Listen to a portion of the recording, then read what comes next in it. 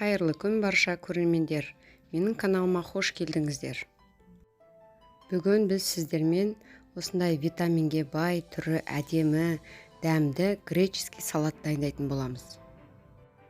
Соңына дейін қарап менімен бірге болыңыздар. Ұнаса лайк басып, комментарий қалдырып, және құрбыларыңызбен бөлісіп қойыңыздар. Алдымен салатымызға керекті заттарды дайындап аламыз, содан кейін салат жасауға кірісеміз. Помидорымызды ірілеу етіп, кубик қып турап аламыз. Помидордың орнына черри помидор пайдалансаңыздар да болады. Черри пайдаланатын болсаңыздар, 8-10 штук помидор кетеді, ал мен мұнда 2 орташа помидор пайдаландым. Бөлегі тісімізге саламыз. Келесі қиярымызды да ірілеу етіп, кубиктап турап аламыз.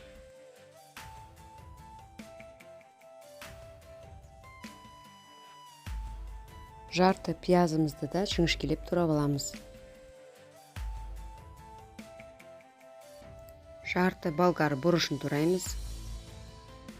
Мен қысқа ұзыншақ етіп турап алдым.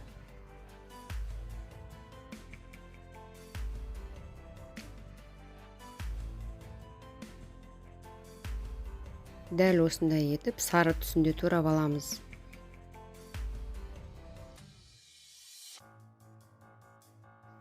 Жүз грамм фета сырымызды да төртбұрыштап турап аламыз.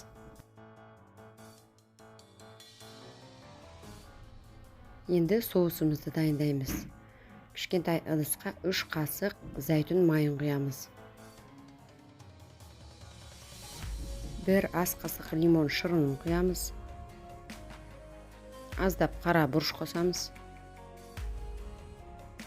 Кептірілген базилик қосып араластырамыз. Чеснок қосуға да болады, мен бірақ қоспадым. Оливкемізді да ұмытпаймыз. Барлығын жақсылап қасықпен араластырамыз. Дайын болған салатымызды тарелкаға салып аламыз. Үстіне жақсылап сырымызды орналастырамыз. Дайындап алған соусымызды қасықпен құйып шығамыз.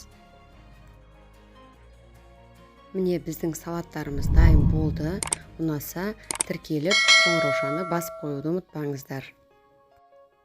Түрі де әдемі, дәмі де керемет салат жасап көріңіздер.